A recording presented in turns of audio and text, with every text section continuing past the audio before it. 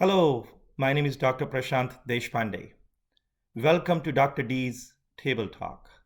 The purpose of this video channel is to provide basic understanding of the common medical conditions and facts based on science.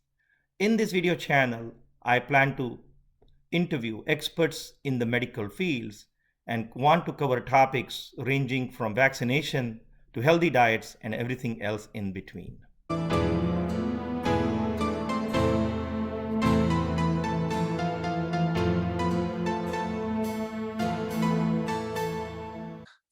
We have with us today a guest, Dr. Grace Carreon, who is a pediatrician for the last 22 years at Southwest Pediatrics. She did her undergrad at University of Michigan in Ann Arbor, did her pediatric undergraduate medical school at Rush, and she did her pediatric residency at Rush University Medical Center. Welcome to the program, Dr. Grace. Thank you so much, Dr. D. I'm happy to be here. Thank you. So let's jump into the topic right away. You are a pediatrician. You've been doing this for 22 years. You love kids. So what's the role of a pediatrician in the community? What do you exactly do? So I, as a pediatrician, feel that my role is to help, obviously, take care of children, but to also guide families in their growth and development throughout their early years, their adolescent years, and maybe even into young adulthood. Sure. What age groups do you see in your office? From birth to 21, and a few college students. Nice. Very good. And how long are the office hours generally open for a pediatrician? What have you seen in the community in general? So it varies as far as availability, but for us, it's important that families have access to us. And so for the most part, many offices should be open anytime between 8, maybe even 9 o'clock in the morning until early evening hours, possibly 7 p.m. Many pediatricians will also be available on the weekends. They might have Saturday hours, and if they do not have Sunday hours, almost every pediatrician will be available by call on that day that the office is closed. That's great. That's great. I've heard this term called medical home. What is a medical home? Is your office a medical home? Yes, our office at Southwest Pediatrics is a PCMH, which is Patient-Centered Medical Home. And that is essentially a name and an acronym for what we do at our office. And that is to coordinate your care. If you, as a patient, or if your child needs specialty care, then multiple specialists, even, for example, then our office and us as your pediatrician will keep and house all that data so that it's in one home for your family and for your child. Sure. Besides seeing patients, I'm sure you're supported by other clinical staff and non-clinical staff. So can you give an example of roles of staff members in your office? When I'm walking into the office of any pediatrician tomorrow, what do I generally expect? So when you walk into the office, you should obviously be expected to be greeted by the front desk. And the front desk staff will take down your name, will take down your information, will let the rest of the staff know that you've arrived, whether that's by phone now during the time of COVID or in person in the past. And then the next person you'll see is either a medical assistant or possibly a nurse as well, a registered nurse. They will take you back into your own room, patient room, and they will do preliminary information, your chief complaint, what your concerns are for the day. If it's a well physical, then a lot of information about how the child's health has been for the past year. They will take your vitals, and then they will prepare that information so that the physician will be ready to see you when it's your turn. Sure. Well, thank you. That's great. So what happens if this is my first visit to a pediatrician's office, or I'm moving from out of town, or for insurance reasons or whatever reasons I'm changing pediatricians? What should a patient know and carry with her or him when they are walking into your office?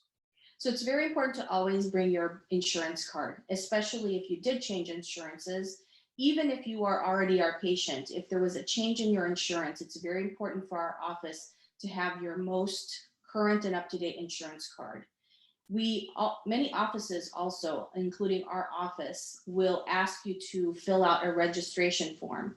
And it may seem very repetitive at times, but it is our way to communicate with you. That information is very Sure. important to keep up to date, not only for us, the office, but for your family, so that we can coordinate your care in the most efficient way possible. Sure. Is it also important that whatever medications I'm using for my child, I should bring them along with to you, know the medical history and also possible allergies for my child? How important it is that to you to know what medications your patient is on? It is very important to us to have the most current medications. And so as your child grows with us from birth all the way to 21, there could be many changes along the way with medication. And so it's really important to know what the current medications are. Sometimes it's hard to remember all that. So many families might have a list. We actually encourage and don't mind if you actually bring a bag of your actual medications, current medications. That way we can review them with you if needed. I think that's very important. If I'm a patient in your practice, obviously summertime, I'm traveling to Michigan, I'm traveling to Florida to have fun with my family. And if something were to happen to me in one of those states, as long as it's not a life-threatening emergency, what should a parent do? So as long as it's not a life-threatening emergency where you feel you have to call 911, I encourage our patients to call our office first, because there are many things, even though you are out of town, that we can guide you as far as over-the-counter medications, for example, or very simple treatments.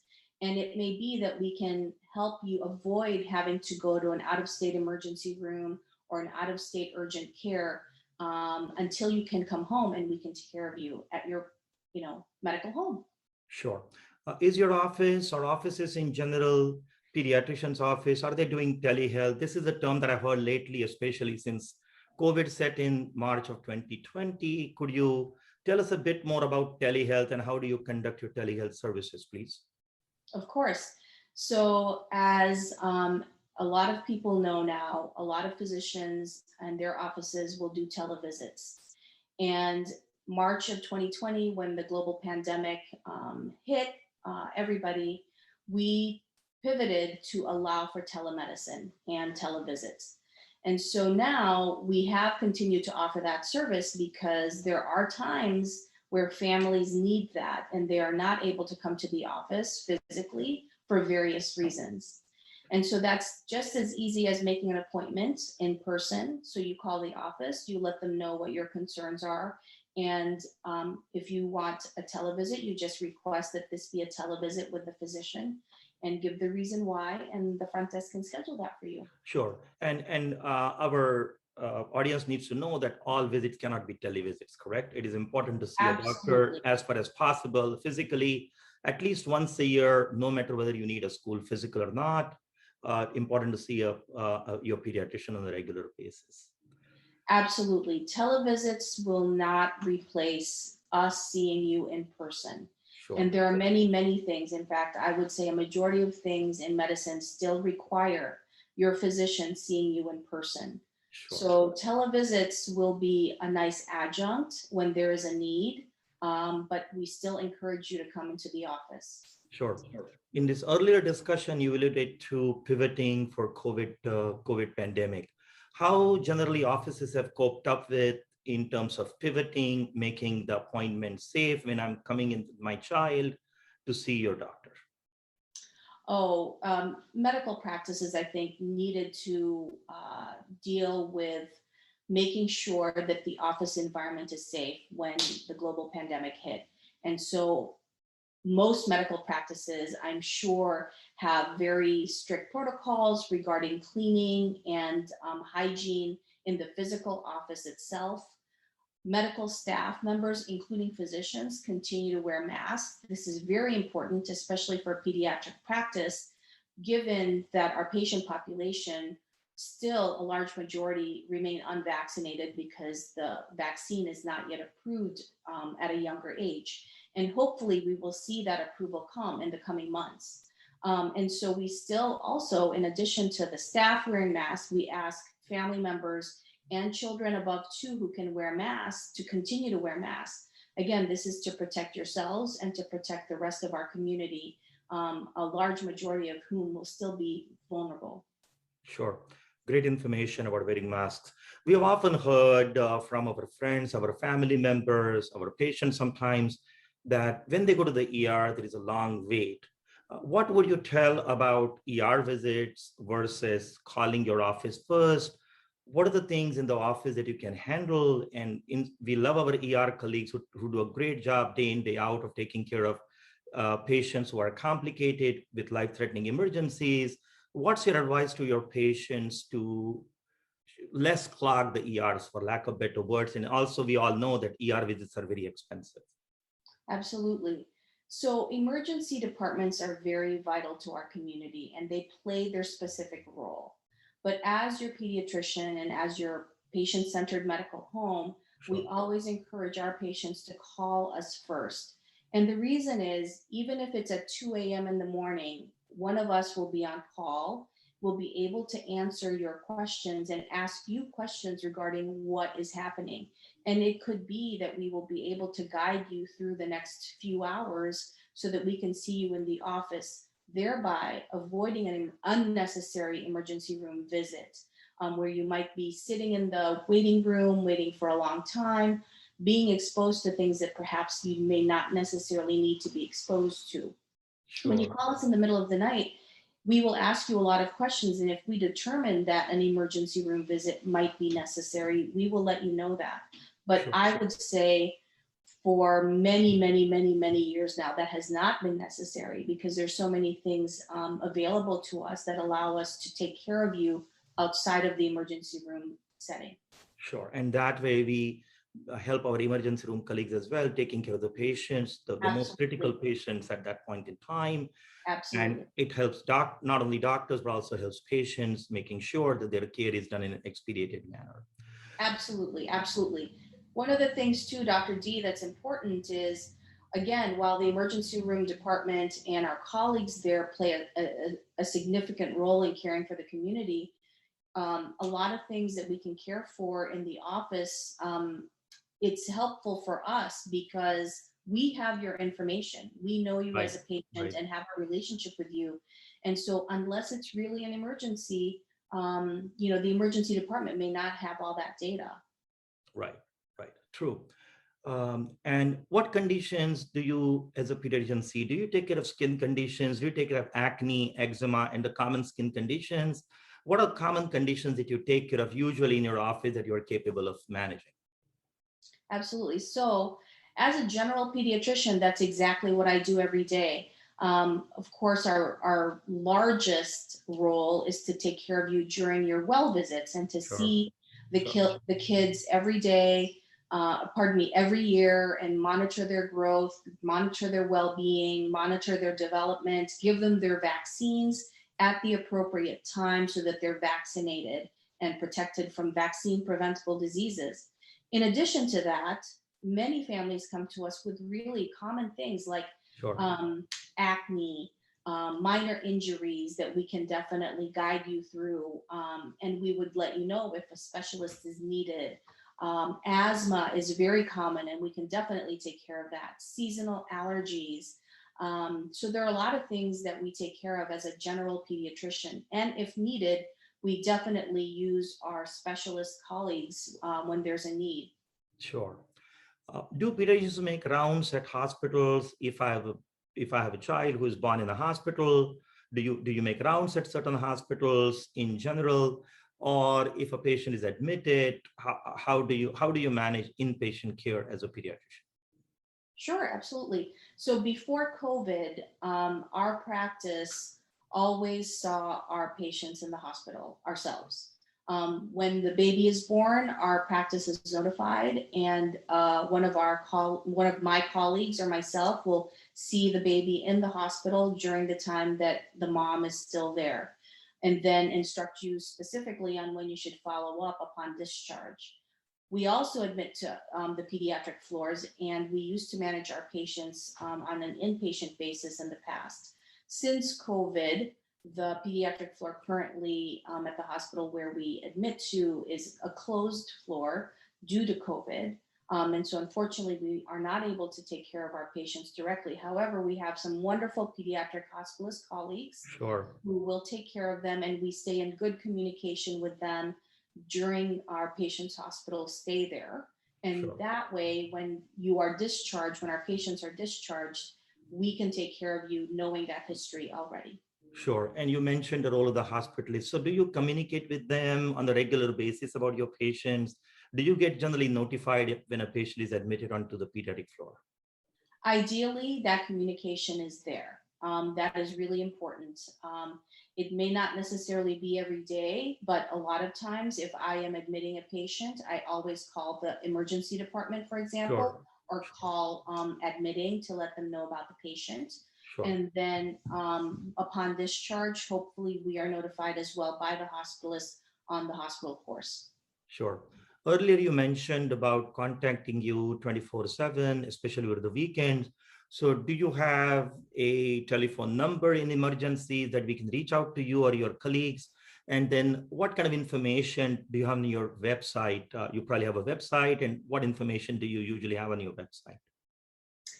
So as far as call, for our office, you can just call the office number, and Sure. when the office is closed, the system will directly route you to the physician who is on call. Sure. And we will answer your question. We will call you back. You should be called back within 15 minutes, and we will answer your questions if there's a routine question, or try to guide you if there's a question about an illness.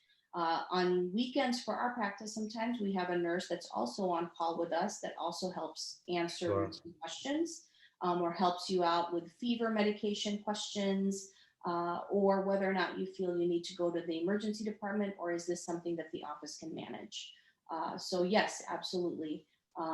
There's always somebody on call to help guide you on those things. Sure. And what information do you have on your website? How do you? So on our website, we have a lot of information. Of course, you'll find information about our philosophy. You'll find information about the physicians and our nurse practitioner and our background and interests. You will also find a dosing tab on there that will allow for you to look at what dosing is best based on your child's weight. Sure. We also have information on our location, our phone number to call us, of course, and you can also pay on our website. Oh, thank you. Just any concluding remarks and advice for our parents before we conclude today? There's I think the most important is to remember that your pediatrician is there for you, and it is never there's never a question that is too benign or too easy for you. If you have a question, just give the office a call. Our nurses can answer questions about your child's care. And if it's more important and something that we need to bring you into the office, we will do that. Great. So Dr. Deshpande, Dr. Yes. D, I have a guest today for you. Oh, great. Wonderful. Her name is Ava. All right. Ava. Hello, Ava. How are you? Hi. Hi. How old are you? 7. All right. What do you have to tell us today about? What are you going to talk about today? COVID and the vaccine. COVID and the vaccine. Yes. Tell us more about COVID and the vaccine. What should we do? When we get the vaccine, I wanted to prefer age. Yes.